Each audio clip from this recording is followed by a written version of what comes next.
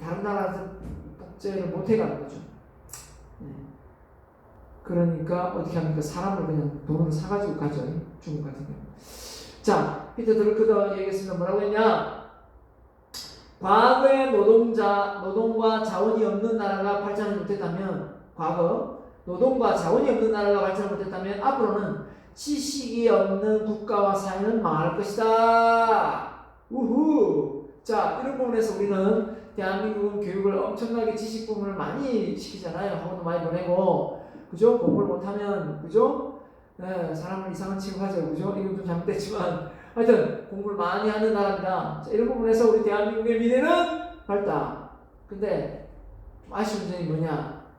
자발적으로 공부를 해야 되는데, 어쩔 수 없이, 대학을 졸업하기 위해서 어쩔 수 없이 하는 공부는 좀 끝을 냅시다. 예? 알겠죠? 네. 자, 갑니다. 그래서, 제안서 내는 부분입니다. 여러분이 나중에 회사 취업하면 그 제안을 하면 문제 발굴, 아이디어 구상, 개선활동, 심사거쳐, 우수상 포상하는 부분인데요. 그 제안서를 아이디어를 많이 내는 사람이 있고 아이디어를 못 내는 사람이 있어요. 결국은 아이디어를 많이 내는 사람은 책을 많이 읽는 사람이에요. 독서를 하는 사람이에요. 새로운 인풋이 있다 보면 내가 이 회사에 뭐가 문제가 있는지 해결책이 뭔지를 보여요. 근데 머리에 들어오는 게 없잖아요. 새로운 정보와 지식이 없잖아요. 그러면 기존에 보는 그걸 다르게 볼 수 있는 관점의 어떤 차별화가 안 돼요. 그럼 문제 해결력도 없는 거죠. 그럼 아이디어도 안 나와요. 아까 삼성은 아이디어 회의를 해서 뭐 미래에 뭐 해먹을지 임원들이 뭐 회의를 많이 한다는데 다른 기업은 실패했다 했잖아요. 실패할 수밖에 없는 게 삼성의 임원들은요 외국계 기업을 순환을 이렇게 순회를 해서 다 몇 박 며칠을 해서 보고 와서 아이디어 회의를 해요. 그냥 하지 않습니다. 아이디어 회의를 해요. 교육을 시켜가지고 많이 배우고 나서 그 다음에 아이디어 회의를 해요. 근데 일반 회사들은요 맨날 반복되는 일, 그죠? 그럼 다람쥐 쳇바퀴 돌듯이 반복되는 현장 일만 하다가 갑자기 모여가지고 우리 아이디어 회의를 시작. 어떻게 아이디어가 나옵니까? 번개로. 새로운 지식이 들어갔나요? 새로운 경험이 들어갔나요? 없잖아요. 그럼 무슨 아이디어가 나와요? 애꿎은 머리만 탓하는데 애꿎은 머리만 내 머리는 좀 나쁜가봐. 다른 사람 머리는 아이디어가 잘 나오는데 내 머리는 뭐 딱밖에 안 나오네요. 네, 아이디어가 안 나오는 게 아니고 머리에 들어온 게 없는 거예요. 네? 알겠어요? 여러분 머릿속에 많이 집어넣어야 됩니다. 자, 지식사회에서 경쟁과 시장의 패러다임. 자, 그래서 그만큼 지식사회는 고객 중심의 경영이 기업의 수익성과 직결된다. 자, 그만큼 지식 경제는 소비자가 똑똑하잖아요. 소비자가 똑똑하니까 소비자가 요구하는 조건도 까탈스럽고 많아요. 그리고 그걸 못 맞추면 또 그 못 맞추는 업체는 또 소멸되고 없어지는 거고. 맞잖아요. 자, 그래서 고객을 기업 경영의 중심에 두고 고객의 속성을 재정의하여 새로운 사업을 끊임없이 발굴해 가는 것이 수익 영역이 된다. 그죠? 네, 수익 프로젝션이 된다. 그래서 고객이 무엇을 요구하고 고객이 무엇을 그죠? 문제로 삼는지에 대해서 참 물어봐야 되는 거죠. 네, 물어보고 고객이 뭘 불편을 삼는지.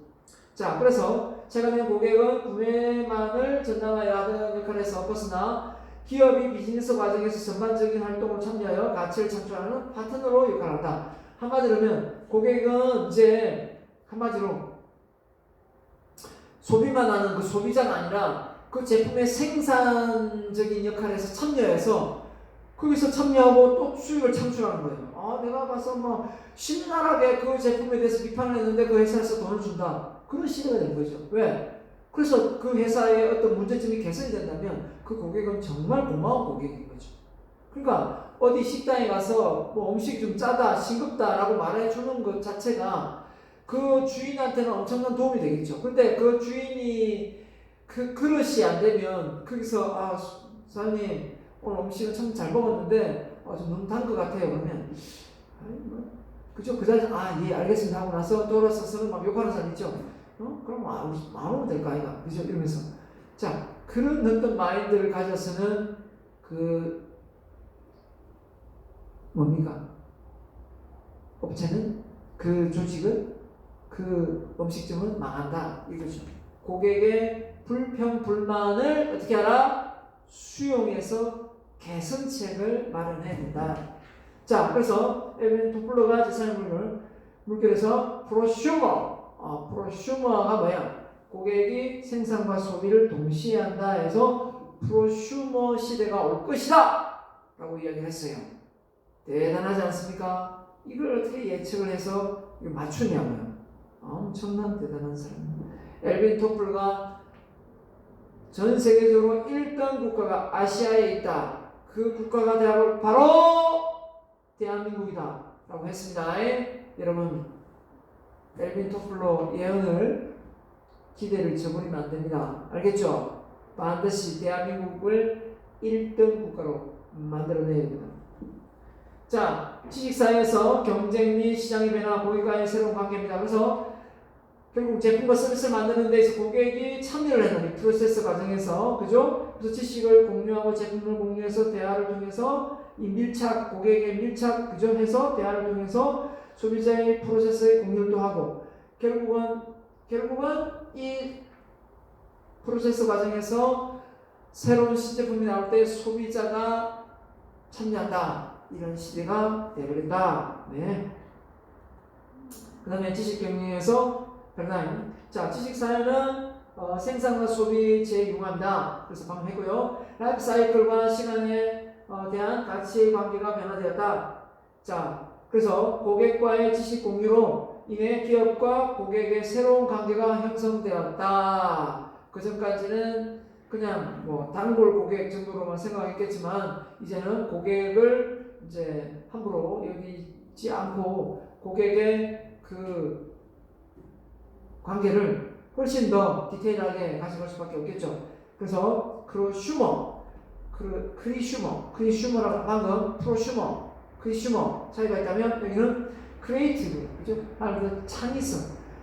고객이 곧 아이디어를 만들어낸다. 소비도 하면서 아이디어도 만들어내니까 크리슈머가 되는 겁니다. 자, 경영에 참는 소비자, 기업의 직접적인 커뮤니케이션을 통해서 기업의 경영에 필요한 지식과 아이디어를 소비자로 하여금 직접 또는 추세가 늘고 있다. 직접 얻는 추세. 그죠? 소비자에게 직접 얻는 아이디어를 직접 얻는 추세. 이게 뭐라고요? 크리슈머 용어 알아두세요. 시험에 나올 수 있습니다. 자, 그래서 스마트. 소비자가 스마트 소비하네. 말 그대로 이제 그냥 그 현장에서 오프라인에서 말만 믿고 온라인에서 말만 믿고 막 구매하지 않습니다. 비교 사이트 들어가지고 이 제품이 같은 제품이 정말 이게 싼 게 맞는지. 최근에 뭐 면역 기능에 뭐 인삼이 좋다 해가지고 정관장을 저도 이렇게 시켰는데요. 사이트마다 그죠? 뭐 에브타임인가 짜서 먹는 거예요. 그거 시켜 먹는데 가격 차이가 천차만별이더라고요. 그래서 똑같은 제품이 30호에 그죠? 예. 너무 저렴한 거는 내가 봤을 때는 믿음성이 안 가고 그리고 너무 또 비싼 데가 있더라고요. 또 그런 부분하고 다 집중해서 제대로 이렇게 또 뭡니까? 그 밑에 댓글에 구매자의 어떤 또 취향, 그죠? 이런 걸 보면서 만족도가 높은데 이렇게 시켰습니다. 자, 이런 것 자체가 소비자가 이제 똑똑해지는 거죠. 그러니까 아무나 이제 막 아무거나 시키지 않는다는 거죠. 자, 그래서 지식의 개념의 노화 개념에 이제는 지식 경영과 함께 핵심 역량, 조직 역량, 조직 능력, 노하우 같은 개념은 지식 경영에 중요한 역할을 하게 된다. 그래서 지식 경영과 함께 핵심 역량이 뭐냐, 그 다음에 조직 능력이 뭐냐, 그 노하우들이 이제 같이 이 지식 경영에 묻어나게 되겠죠. 자, 그래서 지식 보면 정리가 옥스퍼드 사전에 지식을 사건, 사물, 상황, 경험에 의하게 된 혹은 연구에 의하게 된 정보다 이렇게 표현했네요. 플라니가 우리는 말하는 것 이상으로 많은 것을 알 수 있다라고 언급했고요. 자, 지식이 암묵지, 행식지, 상호 전이를 통해 이루어지며 인간은 직관, 그죠? 이성, 상호작용을 통해 창조된 것을 의미한다. 자, 이 암묵지와 형식지를 하는데, 자, 암묵지는 머릿속에 있는 노하우고 형식지는 문서화된 거라고 생각하면 돼요. 자, 근데 우리가 누구한테 자전거를 이제 가르쳐 주려고 해요. 자전거를 어떻게 가르쳐 주려고 하는데, 자전거를 탁 타는데, 이제 앞에서 자, 핸들을 꽉 잡고, 몸이 이쪽으로 넘어가려면 핸들을 이쪽으로 틀고, 이쪽으로 넘어가려면 핸들을 반대로 틀어서 몸의 균형을 유지해라. 이렇게는 할 수 있어요.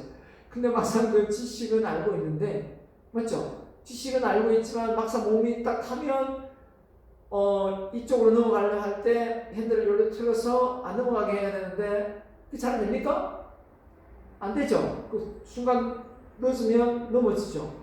그러니까 결국은 뭐 스케이트가 됐든 뭐 자전거가 됐든 뭐 스윙이 됐든 그 형식지로서 말로는 다 언급이 되지만 막상 그게 암묵지가 전달되기까지는 상당한 시일이 걸리죠. 그 노하우를 본인이 쌓기까지가. 자, 아무튼 그래서 우리가 재료에서 정보를 얻고 정보를 얻어서 지식을 쌓고 지식을 쌓아서 지혜를 얻고 지혜를 쌓으면 성공하고 성공을 하면 남을 먹고 남을 도우면 행복해진다. 이런 내용이 있는데 아무튼 여기는 여기까지 나와 있네요. 자료를 얻고 정보를 얻고 지식을 쌓아서 지혜를 얻는다. 자, 결국은 우리가 필요한 이 정보가 훨씬 크거든요. 정보가 큰데 거기서 필요한 내가 눈에 보이는 정보를 딱 캐치하는 거예요. 그러니까 신문을 본다고 가정하면 신문 자체는 정보죠. 신문 자체는 정보인데 내가 주식을 투자하는데 주식 투자를 한다면 주식 관련 내용이 보이겠죠. 내가 정치에 관심이 많으면 정치 관련 내용이 보이겠죠. 건강에 관심이면 건강 관련 내용이 보이겠죠. 그러니까 그 관심이 보이면서 그에 대한 지식을 습득하는 거예요. 그러니까 정보가 클 수밖에 없는 수많은 정보 속에 내가 필요한 지식을 습득하는 거죠. 그럼 그 속에서 내가 습득을 많이 한 지식에서 지혜가 나오는 거예요. 근데 여기서 중요한 점이 지혜가 나올 수도 있고 안 나올 수 있는데 이 수많은 정보 속에 지식을 쌓는데 이 정보 속의 지식을 너무 포괄적으로 너무 이렇게 폭넓게 지식을 쌓으면 지혜가 안 나와요. 생각이 너무 분산되기 때문에 아이디어가 안 나온다고요. 그래서 여러분에게 고등학교하고는 다르게 대학은 전공을 만들어놨잖아요. 그 전공을 만들어 놓은 결정적인 이유가 뭐냐면 바로 여러분 머릿속에 그 아이디어가 나오도록 만들기 위해서 전공을 만들어 놓은 거예요. 그럼 그거 몰랐죠? 전공을 왜 만들어 놨을까? 고등학교처럼 뭐 여기도 배우고 저기도 배우고 여기도 배우고 뭐 이렇게 하면 되지? 이렇게 생각하겠지만 그러면 머릿속에 아이디어가 안 나온다니까. 그래서 집중과 몰입을 해야 되거든요. 집중과 몰입은 전공을 선택하는 거 똑같아요. 그러니까 여러분 스스로가 그 전공을 선택해서 그 부분에 집중해서 몰입을 해야 되는데 복수 전공이 돼가지고 이거 너무 많이 왔다 갔다 하다 보면 오히려 아이디어가 안 나올 때도 있습니다. 그렇기 때문에 복수 전공을 하되 너무 주 전공이 뭔지를 정확하게 알고 가야 됩니다. 자, 그래서 데이터 속에 정보를 얻고 정보 속에 지식을 얻고 지식을 지혜를 얻는데 여기서 올라가면 암묵지, 밑으로 가면 형식지. 그러니까 문서화된 거니까요. 그죠? 그래서 이 사례가 이건 책이 없습니다. 책이 없고 2000년이란다. IMF가 1997년, 98년 이때 IMF가 터졌을 때요. 많은 회사들이 구조조정을 했어요. 직원들을 다 잘라냈죠. 근데 유일하게 이 유일한 박사가 설립한 이 유일한 킴벌리 회사는요 어떻게 됐을까요? 구조조정을 안 했어요. 어떻게 했냐면요 지식 근로자를 해서 학습 조직을 만들었어요. 어떻게 했냐면 주 4일 근무하고 그죠? 휴일 쉬고 3일 쉬고 교육을 하루 잡았고요. 다시 야간 근무를 또 하고요. 이런 식으로 휴무를 또 4일을 줬어요. 와우. 총 며칠을 넣는 거죠? 어떻게 보면 또 4일 쉬고 3일 쉬고 그리고 4일 쉴 때도 있고 3일 쉴 때도 있고 주야간 야간하고 나면 힘들잖아요. 그래서 4일을 쉬는 거죠. 휴무를. 그러면서 지금은 이제 바뀌었는지 모르겠는데 한 명도 자르지 않고 회사에 있는 직원들을 이렇게 지식 근로자로 만들고 어려운 시기를 잘 극복을 했어요. 그래서 나중에 요한케밀은 평생학습 성과로 시장 점유율도 높여졌다고 나오고 있고요. 자, 그래서 평생학습이 되려면 단순히 일만 하는 근로자에서 자신의 삶과 일을 생각하고 그래서 4일을 쉰다. 너무 좋지 않아요? 주야간 야간 4일은 힘들지만 4일을 쉰다 그러면 그 정도 못해요? 그죠? 생각하고 관리하고 변화하는 지식 근로자를 어떻게 육성할 것인가? 지식 근로자를 육성하기 위해서 학습 체계는 어떻게 구축할 것인가? 평생학습을 지원하기 위해서 지원 체계는 어떻게 구축할 것인가를 유한 캠블레는 정확하게 시스템화 시켰은 거죠. 그래서 지식 근로자가 그냥 막 나오는 게 아니라 이런 어떤 부분이 뒷받침될 때 지식 근로자가 되는 겁니다. 학습 역량, 사회적 역량, 사고 역량, 자기주도적 학습 몰입 정도입니다. 그러니까 4일 쉬는 동안에도 어떤 과제가 나갈 수도 있겠죠. 그건 잘 모르겠지만 아무튼 학습 역량, 배울 수 있는 어떤 그런 부분, 그 다음에 사회적 역량, 이 팀워크나 대화나 소통이 안 되면 이거는 배운 지식을 공유하지 못하면 회사에 도움이 안 되는 거거든요. 그냥 학교 다니면 똑같죠. 그 배운 지식을 이 서로 네트워크해서 서로 공유해서 그 변화를 꾀하고 그 배운 정보를 활용하는 거죠. 그 다음에 충분히 사고할 수 있는 그런 어떤 반성할 수 있는 제안서라든지 이런 분석을 할 역할을 하겠고 이 개인으로 보면 생각에 잠겨있는 그런 시간이죠. 여러분 스스로에게 나는 생각을 하는 시간이 언제입니까? 골똘하게 내가 오늘 하루를 잘 살았나 못 살았나, 내 한 주를 잘 살았나 못 살았나, 내 인생을 잘 살았나 못 살았나 이런 생각 합니까? 혹시 안 하고 있다면 주기적으로 해야 됩니다. 저는 노트를 하나 딱 끄집내놓고 메모지를 딱 볼펜을 끄집내면서 메모를 해요. 그러면서 어떻게 하냐면 내가 지금까지 이룬 성과는 무엇이고 이루고 싶었는데 못 이룬 성과는 무엇이고 실패한 건 무엇인지 막 적어요. 이룬 건 무엇이고, 잘 보세요. 이룬 건 무엇이고, 실패한 건 무엇이고, 이루고 싶은 건 무엇인지. 이걸 세 가지를 적어요. 그걸 적으면서 잘한 건 내가 스스로 자찬을 칭찬하고, 실패한 건 내가 꾸준함을 하기도 하고, 또 나한테 벌을 줘요. 어떤 벌을 주냐면 내가 사고 싶은 걸 안 사요. 내가 놀고 싶은 걸 안 놀고, 먹고 싶은 걸 덜 먹어요. 그죠? 그런 거죠. 그리고 잘한 게 있으면 내가 회를 좋아하거든요. 회를 사 먹기도 하고 또 양복을 좋아해요. 양복을 사기도 하고 그런 거죠. 그러면 나한테 벌과 상을 주는 거죠. 셀프 리더십에서 배운 거고요. 그리고 내가 이루고 싶은 걸 또 점검해요. 내가 이루고 싶은데 이루고 싶은 거하고 지금 내가 하루 스케줄에 내가 이루고 싶은 거하고 지금 현재의 연결고리가 있는가 없는가. 분명한 목표는 있는데 하루 일과에 이루고 싶은 어떤 스케줄에 묻어나지 않는다면 그건 개꿈이거든요. 말도 안 되는 어떤 목표라는 거죠. 그런 걸 저는 적어봐요. 수첩에. 그게 저는 많게는 일주일에 한 번은 꼭 하고요. 전체적인 부분은 한 3개월에 한 번씩 꼭 하는 것 같아요. 그러면서 저를 한번 되돌아보죠. 잘 살고 있나 못 살고 있나, 뭐가 잘 되고 있나 안 되고 있나. 여러분도 꼭 한번 해봤으면 좋겠네요. 그게 바로 사고 역량이에요. 그래서 이런 말 폴 발레리가 한 말인데요. 생각하는 대로 살지 않으면 사는 대로 생각하며 살아간다는 거예요. 내 생각대로 인생을 살아가야 되는 게 정상인데 이 생각하는 머리가 없으면 사는 대로 생각하며 살아간다는 거예요. 그러면 자기가 원하는 꿈과 목표는 그죠? 생각하며 살아가는 사람은 이룰 것이고 사는 대로 생각하면서 살아가면 그냥 그 꿈과 목표를 잊어버리게 되는 경우가 많습니다. 이 말 꼭 명심하고요. 여러분도 여러분 자신을 이번 기회에 시간이 좀 많다면 한번 되돌아보고 반성해보는 그런 시간을 가져보세요. 지식 근로자답게. 자, 변화의 주체가 될 수 있는 열린 시스템 구축하라고 해서 팀 내 다양한 팀, 그죠? 취미나 자기개발 이런 부분을 회사 내에서 이렇게 구축을 해주면 이게 곧 소통의 어떤 통로가 되고 루트가 되는 겁니다. 그죠? 이런 걸 전혀 없이 회사 일만 계속 하다 보면 사람이 지쳐요. 그죠? 예, 그럼 또 나가고 싶습니다. 사람이. 그렇지 않습니까? 그러면 그 좋은 인재를 또 잃을 수 있는 거죠. 자, 이것도 제 책이 없는데요. 제가 넣었습니다. 책 읽는 직원이 많은 회사가 성공한다. 책 읽는 가정이 성공한다. 똑같은 말입니다. 시험에 나와 달라지고 싶다면 책을 읽어라. 책에 있어서는 교수도 아닙니다. 바로 책입니다. 자, 아이디어가 필요하다면 책을 읽으세요. 그 다음에 자기 중심적 사고에서 벗어나려면 책을 읽어라. 정말 좋은 말이에요. 책을 많이 읽으면 다양한 저자의 어떤 그 사고방식을 배울 수가 있어요. 다양한 사람들의 의견을 수렴하는 것 똑같아요. 근데 매골수가 되거든요. 책을 읽지 않으면 자기가 맞다고 생각하고 다른 사람의 의견을 무시해요.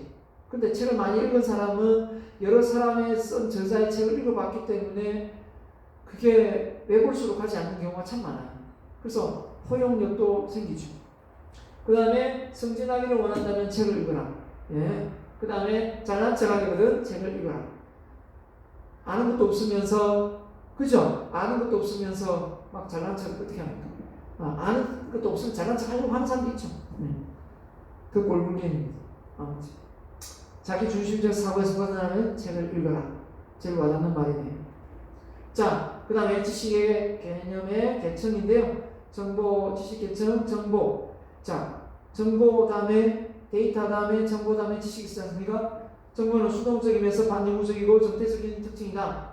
정보는 가치는 지식에 전환될 수 있는 잠재성이 있다. 맞죠? 정보 다음에 지식이니까. 관련성, 목적성을 갖춘 자료 정보는 자료가 정보다. 관련성과 목적을 갖춘 자료가 정보다. 네, 그래서 그 정보는 뭔가를 전달하려는 어떤 목적이 있는 거죠. 그걸 우리가 필요로 하면 지식이 되는 거고 필요치 않으면 그냥 정보로 끝나는 거죠. 자료가 의미가 더해질 때 자료의 의미가 더해질 때 정보다. 이런 겁니다.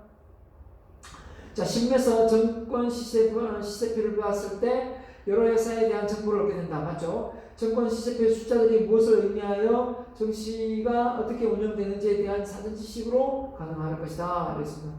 그걸 모르면 습득이 불가능하죠. 자신이 관심 있는 것은 더 깊이 호기심을 가지는 것은 이미 그것에 대한 지식이 어느 정도 확립되어 있기 때문에 가능하다. 그래서 자기가 잘 아는 것은 관심을 갖게 되고 관심을 갖게 되면 그 분야에 어떤 정도의 지식이 있기 때문이다 라는 거죠. 그래서 독서를 많이 하면 사전 베이스 지식이 많이 있기 때문에 어떤 지식이 들어와도 꽉 물어요. 꽉 무는 이 연결고리 역할을 합니다. 그런데 배경 지식이 하나도 책도 안 읽었고 이 완전히 뭡니까 밑바닥에 베이스가 없으면 새로운 지식이 들어오면 그냥 싹 나가버려요. 싹 나가버립니다. 그렇기 때문에 책을 많이 읽은 학생이 머리가 좁고 책을 많이 읽은 사람이 창의적인 두뇌가 될 수밖에 없는 거고 책을 많이 읽었던 세종대왕이 책을 많이 읽었던 또 누군가 정약용이 책을 많이 읽었던 빌 게이츠가 책을 많이 읽었던 워렌 버핏이 책을 많이 읽었던 사람이 아이디어가 좋을 수밖에 없는 거죠. 여러분도 책을 많이 읽어야 됩니다. 울산대를 하버드대로 바꿔야 돼요. 울산대를 하버드대로 바꾸는 방법이 뭘까요? 하버드대는 책을 전공책 빼고 1년에 100권 읽는대요. 전공책 빼고. 서울대는 몇 권 읽을까요?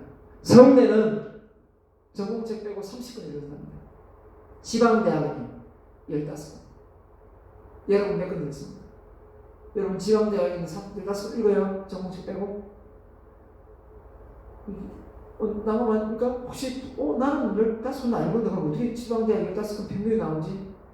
15권을 평균이 나오는 건요 더 많이 읽는 학생 때문에 평균이 나오는 거예요. 자, 여러분이 30권 읽으면 서울대가 되는 거고요 100권 읽으면 하버드 학생 되는 겁니다. 농담 아닙니다. 100권 도전해보세요. 자, 갑니다. 그래서 지식의 계층을 보면 자, 이 지식은 정보 속의 그 이해를 바탕으로 그 사람이 가진 능력을 통해서 지식이 형성된다 라는 거죠. 뭐 이해하지 못하고 그죠? 그 사람이 가지고 있는 능력이 없으면서 그 좋은 정보가 있어도 결국은 내 것의 지식이 될 수가 없는 거거든요. 그렇죠? 예, 그렇습니다. 그래서 이 지식이라는 것은 이렇게 능력과 정보와 이해 속에 지식이 습득된다 이렇게 보면 되겠고요. 자, 지식은 피터 드러크는 정보를 통해 사회적, 경제적 부가가치를 이끌어낸다. 맞죠? 지식은 정보를 만들어진 사람이 주체적으로 강화하고 판단하는 능동적인 과정까지 포함된다. 지식은 내면화된 정보에 정보 사용 능력을 더한 것이다. 자, 이랬고요. 그래서 주식 거래에 대한 방법을 알고 있을 때 정보 시세표의 숫자를 정보했네요. 어떤 주식을 거래할지 알게 된다. 근데 정보 시세표의 숫자에 대해서 뭐 무리합니다. 뭐 아는 게 없다. 아무도 모르겠죠. 자, 지식보다 한 단계 위 지혜가 있다. 지식을 많이 쌓으면 머릿속에 아이디어, 지혜가 나온다. 지혜는 지식의 축적과 함께 일정한 수준에 도달하면 미래의 복잡한 사태를 예견할 수 있는 해안이나 식견이 형성된다.